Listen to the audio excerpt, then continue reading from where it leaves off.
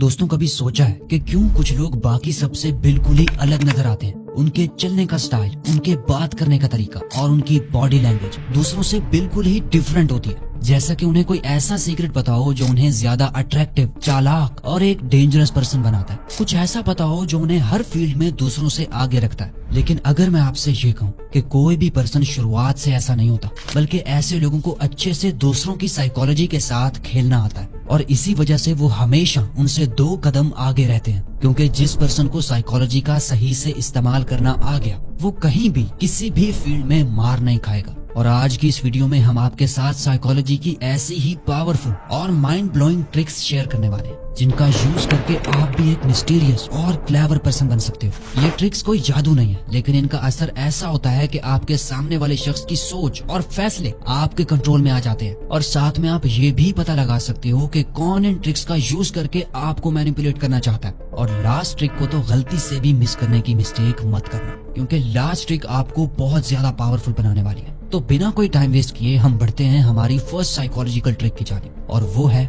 Mastering silence. Imagine करो कि आप एक हीटेड आर्ग्यूमेंट में हो, यानी किसी से बहुत ज्यादा बहस कर रहे हो। आप दोनों एक दूसरे को गलत साबित करने में लगे, इमोशंस में आकर एक दूसरे को बुरा भला भी कह देते हो। लेकिन फिर अचानक से आप एकदम खामोश हो जाते हो। सामने वाले को ना कोई जवाब देते हो, ना कोई एक्सप्लेनेशन, बस प्योर साइलेंस। उसको उसकी सारी भड़ास निकालने देते हो। और फिर आप नोटिस करोगे कि सामने वाले की आवाज भी अचानक से घुटने लगी है। वो जितना आपसे कुछ कहना चाहता था, उससे कहीं ज्यादा कह चुका है। और यहीं से साइलेंस की साइकोलॉजी काम करने लगती है। दूसरा पर्सन अनकंफर्टेबल होने लगता है। उनका दिमाग ओवर थिंकिंग से भर जाता है कि मैं बहुत ज्यादा बोल गया हूँ, पता नहीं ये मेरे बारे में क्या सोचेगा। और फिर वो आपसे कहेगा, सॉरी, मुझे ये सब नहीं कहना चाहिए था। और फिर यहीं से सारी गेम आपके हाथों में आ जाती है। आप या तो उसे उसकी अपनी नजरों में ही गिरा सकते हो, या फिर उससे वो काम निकलवा सकते हो जो आप निकलवाना चाहते हो। ये है सीक्रेट पावर ऑफ साइलेंस। अगर आप इसे अच्छे से मास्टर कर लेते हो, तो आप साइलेंस की आर्ट से कॉन्वर्सेशन को कंट्रोल कर सकते हो, आर्ग्यूमेंट जीत सकते हो और लोगों से अपना नेक्स्ट मूव छुपाकर एक मिस्टीरियस पर्सनैलिटी बन सकते हो। लेकिन आखिर इसके पीछे की साइकोलॉजी क्या है? दोस्तों, ह्यूमन ब्रेन एक क्लोजर चाहता है। ये अनफिनिश्ड बिजनेस को बिल्कुल पसंद नहीं करता। इसे हर बात का कोई ना कोई रिजल्ट चाहिए होता है,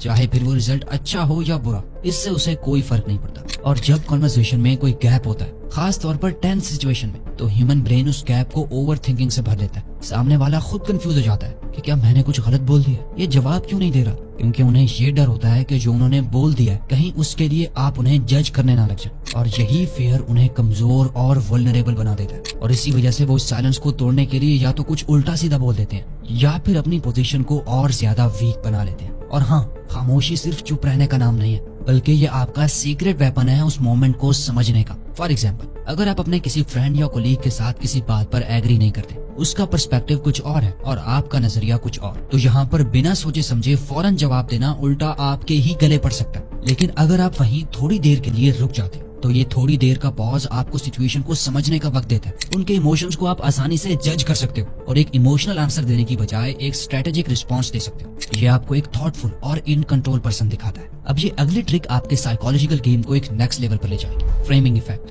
अगर आप किसी को कन्विंस करने की कोशिश कर रहे हो, या आप चाहते हो कि सामने वाला आपकी बात मानकर कोई ना कोई डिसीजन ले, तो आप साइकोलॉजी के इस पावरफुल टूल फ्रेमिंग का यूज कर सकते हो, जो चीजों को आपके फेवर में लाने के लिए हेल्प करेगा। सोचो, आप अपने बॉस के सामने और आपको अपनी पे में थोड़ा रेस चाहिए। अगर आप सीधा ये कह देते, मुझे मेरी सैलरी में रेस मिलनी चाहिए क्योंकि मैंने बहुत मेहनत की है, तो शायद उसका इतना ज्यादा असर ना हो। लेकिन अगर आप फ्रेमिंग का इस्तेमाल करते हैं और ये कहते हैं, मैंने टीम में बहुत वैल्यू ऐड किया है और मुझे लगता है कि इस पोजीशन को मेरी कंट्रीब्यूशन के हिसाब से कॉम्पेंसेशन मिलनी चाहिए, तो सडनली आपने सिचुएशन को पूरी तरह से बदल दिया। आपने अपने केस को इस तरह से फ्रेम किया है कि अब वो पर्सन आपको ज्यादा सीरियसली लेगा, क्योंकि आपने अपने फायदे से ज्यादा कंपनी के फायदे की बात की है। और बॉस को लगेगा कि आप एक हायर पोजीशन के काबिल हैं। ये ट्रिक इसलिए पावरफुल है क्योंकि ह्यूमन ब्रेन नेचुरली इस तरह से रिएक्ट करता है कि किस तरह से इन्फॉर्मेशन को प्रेजेंट किया जा रहा है। अगर आप चीजों को पॉजिटिव एंगल में दिखाएंगे, तो दूसरे लोग नेचुरली उसी पर्सपेक्टिव को अपनाने लगते हैं। Third, the scarcity principle. Psychology की ये ट्रिक हमें बताती है कि अगर कोई चीज बहुत ही कम हो, तो उसकी वैल्यू खुद ब खुद बढ़ जाती है, क्योंकि ये ह्यूमन ब्रेन की एक नेचुरल इंस्टिंक्ट है। जब कोई चीज लिमिटेड या रेयर यानी कीमती लगती है, तो हम उसे ज्यादा वैल्यू देने लगते हैं। सोचो अगर आप किसी चीज को सेल कर रहे हो और आप बस ये कह रहे हो ये एक अच्छी डील है, आपको ये लेनी ही चाहिए, तो लोग उतना ज्यादा आपसे चीज लेने में इंटरेस्टेड नहीं होंगे। लेकिन अगर आप ये कह देते हैं इस प्रोडक्ट में सिर्फ 5 स्पॉट्स बाकी हैं और ये ऑफर सिर्फ 24 घंटे के लिए वैलिड है, तो लोगों के दिमाग में अर्जेंसी क्रिएट हो जाती है। अब अपना डिसीजन लेने में जल्दी करते हैं क्योंकि उनको ये डर होता है कि अगर ये अपॉर्चुनिटी गई तो फिर वापस नहीं मिलेगी। और इस साइकोलॉजिकल प्रिंसिपल को आप सिर्फ मार्केटिंग में ही नहीं बल्कि अपनी डेली लाइफ में भी अप्लाई कर सकते हो। अगर आप अपने आप को बिजी दिखाओ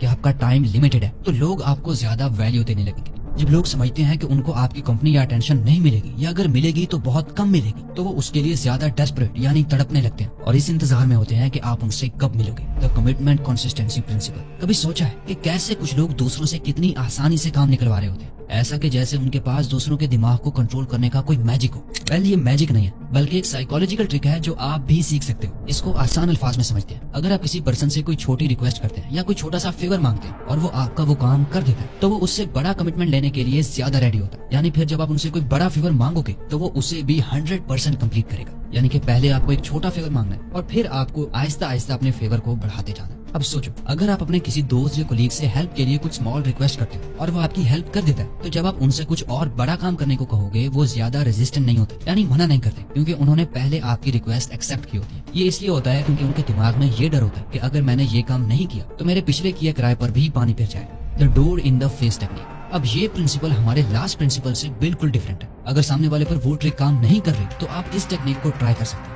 इस टेक्निक में आप पहले किसी से बहुत बड़ा रिक्वेस्ट करते हैं जिसे वो नेचुरली रिजेक्ट कर देगा, फिर आप उनसे एक छोटी रिक्वेस्ट करते हैं जो वो इजीली एक्सेप्ट करते हैं। ये टेक्निक लोगों को ये फील करवाती है कि उन्होंने आपके रिक्वेस्ट को बहुत जनरस तरीके से डिनाई किया और अब उनके लिए छोटा रिक्वेस्ट एक्सेप्ट करना बहुत आसान हो जाता है। The illusion of choice. आपको लगता है कि जब आपको बहुत सारे ऑप्शंस दिए जाते हैं तो आप ज्यादा पावरफुल फील करते हैं, लेकिन क्या आप जानते हैं कि ये एक इल्यूजन हो सकता है। ह्यूमन ब्रेन को जब मल्टीपल ऑप्शंस दिए जाते हैं तो वो कंफ्यूज हो जाता है और डिसीजन मेकिंग प्रोसेस स्लो हो जाता है। लेकिन अगर आप ऑप्शंस को लिमिटेड कर देते हो तो वो पर्सन अपने आप को ज्यादा फोकस्ड और कॉन्फिडेंट फील करता है। मान लीजिए आप अपने कस्टमर को बहुत सारे ऑप्शन दिखाते हैं तो वो कोई डिसीजन लेने में बहुत हिचकिचाए, लेकिन अगर आप उनको सिर्फ 3 ऑप्शन ऑफर करते हैं तो वो जल्दी जल्दी डिसाइड कर लेगा कि उसे कौन सी चीज खरीदनी है। आपने उनको चॉइस तो दिया लेकिन उनका माइंड उस लिमिटेड सिलेक्शन में ही ट्रैप्ड हो गया। इस टेक्निक का यूज आप अपनी मार्केटिंग स्ट्रेटजीज या फिर किसी भी डिसीजन मेकिंग सिनेरियो में कर सकते हैं। The bandwagon effect. ये एक ऐसा साइकोलॉजिकल ट्रिक है जो आपने हर जगह देखा होगा। जब एक चीज बहुत लोग कर रहे होते हैं तो हम भी उसी ट्रेंड का हिस्सा बनने की कोशिश करते हैं। अगर आप किसी प्रोडक्ट या आइडिया को पॉपुलर बना देते हैं तो लोग उसके पीछे चलना शुरू कर देते हैं। ये इसलिए होता है क्योंकि इंसान नेचुरली अपने डिसीजन में हर्ड मेंटालिटी यानी ग्रुप थिंकिंग फॉलो करता है। आपने देखा होगा कि जब कोई सेलिब्रिटी कोई प्रोडक्ट एंडोर्स करता है तो वो चीज इंस्टेंटली पॉपुलर हो जाती है। लोगों को लगता है कि अगर इतने सारे लोग उसको फॉलो कर रहे हैं तो उनको भी उसका हिस्सा बनना चाहिए। The primacy and recency effect. ये साइकोलॉजिकल ट्रिक आपके दिमाग को डायरेक्टली इन्फ्लुएंस करती है जब आपको इन्फॉर्मेशन या कन्वर्सेशन सुनते हैं। द प्राइमेसी इफेक्ट कहता है कि आपको पहली बार जो चीज सुनाई देती है वो आपके दिमाग पर सबसे ज्यादा इम्पैक्ट डालती है, लेकिन इसके ऑपोजिट रिसेंसी इफेक्ट कहता है कि जो आपने आखिरी बार सुना होता है वो भी आपके दिमाग में फ्रेश रहता है। अगर आप किसी इंटरव्यू या नेगोशिएशन में तो अगर आप अपने पॉइंट को सबसे पहले या सबसे आखिर में रखेंगे तो वो सबसे ज्यादा इन्फ्लुएंशियल होगा। The Zeigarnik effect. ये साइकोलॉजिकल ट्रिक कहती है कि जब हम किसी काम को कंप्लीट नहीं कर पाते तो वो हमारे दिमाग में कॉन्स्टेंटली चलती रहती है। मतलब इनकम्प्लीट टास्क हमारे दिमाग में अनफिनिश्ड बिजनेस की तरह रहते हैं जो हमें इमोशनली और मेंटली डिस्टर्ब करते हैं। अगर आप किसी को इनकम्प्लीट टास्क देकर छोड़ देते हैं तो वो इंसान नेचुरली उसका सोल्यूशन फाइंड करने के लिए मोटिवेटेड होगा। इस प्रिंसिपल को आप अपनी प्रोडक्टिविटी को बूस्ट करने के लिए भी यूज कर सकते हैं। अगर आप किसी टास्क को थोड़ा इनकम्प्लीट छोड़ें तो आपका दिमाग उसे कंप्लीट करने के लिए नेचुरली मोटिवेटेड होगा। अब आ जाते हैं हमारी लास्ट और मोस्ट इंपॉर्टेंट साइकोलॉजिकल ट्रिक की तरफ जो आपको एक पावरफुल इंसान बनाएगी। The alpha influence effect. अगर आप चाहते हैं कि आप हर सिचुएशन में पावरफुल और डोमिनेंट दिखाई दें तो आपको एक ऐसे साइकोलॉजिकल ट्रिक का इस्तेमाल करना होगा जो ना सिर्फ आपकी अथॉरिटी को एस्टैब्लिश करे बल्कि आपको हर कन्वर्सेशन और इंटरेक्शन में सुपीरियर फील कराए। ये एक पावरफुल साइकोलॉजिकल इफेक्ट है जो किसी भी पर्सन को अपने कंट्रोल में करने और उनसे ज्यादा पावरफुल दिखने में मदद करता है। और ये इफेक्ट आपको हर टाइम अपने ओपोनेंट्स और एलाइज को इम्प्रेस करने का मौका दे सकता है। ये टेक्निक काफी ज्यादा क्लेवर और कॉम्प्लेक्स है, लेकिन अगर आप इसे सही तरीके से अप्लाई करते हैं तो आप किसी भी रूम में अपनी प्रेजेंस को डोमिनेट कर सकते हैं।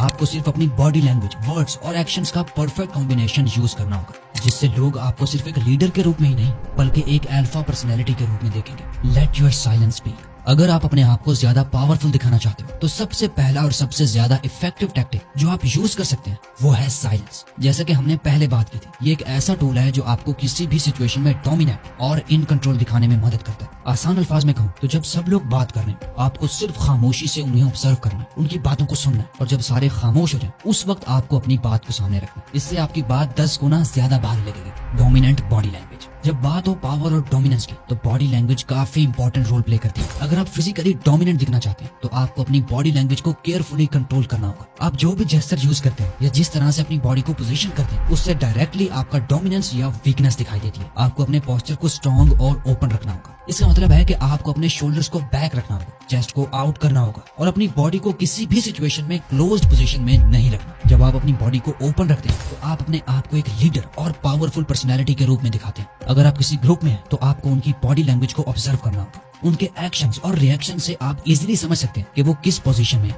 जब आप उनकी पोजीशन के अकॉर्डिंग अपनी बॉडी लैंग्वेज को मॉडिफाई करते हैं तो आप उनसे ज्यादा कॉन्फिडेंट और पावरफुल लगते हैं। Slow controlled movements. अगर आप अपने सराउंडिंग्स में इन्फ्लुएंस बनाना चाहते हैं तो आपको अपने मूवमेंट्स को डेलिबरेटली स्लो और कंट्रोल्ड रखना होगा। जब आप फास्ट और अग्रेसिव मूवमेंट्स करते हैं तो आप अपनी इनर इनसिक्योरिटी या स्ट्रेस को शो कर रहे हैं, लेकिन जब आप अपने मूवमेंट्स को स्लो बनाते हैं तो आप अपने कंट्रोल को और ज्यादा एस्टेब्लिश करते हैं। ये टेक्निक आपको ना सिर्फ डोमिनेंट दिखाएगी बल्कि आपके वर्ड्स को भी ज्यादा इम्पैक्टफुल बना देगी। See through their intentions. Eye contact एक ऐसी पावरफुल टूल है जो किसी भी कन्वर्सेशन में आपकी पावर को एस्टेब्लिश करता है। जब आप किसी से बात कर रहे होते हैं तो उनसे अपनी आईज को डायरेक्ट कांटेक्ट में रखें। ये सिंपल एक्शन आपके डोमिनेंस और कंट्रोल को उनके सबकॉन्शियस माइंड में डाल देता है। अगर आप किसी को अपने बारे में इंप्रेशन देना चाहते हो तो अपनी आईज का यूज करके उनके माइंड को मैनिपुलेट कर सकते हो। जब आप उनसे डायरेक्ट आई कांटेक्ट बनाते हो तो वो ऑटोमेटिकली आपको ज्यादा अथॉरिटेटिव और कॉन्फिडेंट समझने लगते हैं। Understanding their weaknesses. ये एक ऐसा स्किल है जो ज्यादातर लोग इग्नोर करते हैं, लेकिन अगर आप अपने लिसनिंग स्किल्स को शार्पन करते हैं तो आप दूसरों के माइंड को आसानी से मैनिपुलेट कर सकते हैं। जब आप किसी को जेन्युइनली सुनते हैं तो आप उनकी वीकनेसेस और डिजायर्स को समझने लगते हैं। आपके लिए एक मास्टर मैनिपुलेटर बनने का सबसे बड़ा फायदा यह है कि जब आप दूसरों की बातें ध्यान से सुनते हैं तो आप उनकी कमजोरियों को समझ लेते हैं। ये इन्फॉर्मेशन आपको उनको इन्फ्लुएंस करने में मदद करती है। The unpredictability factor.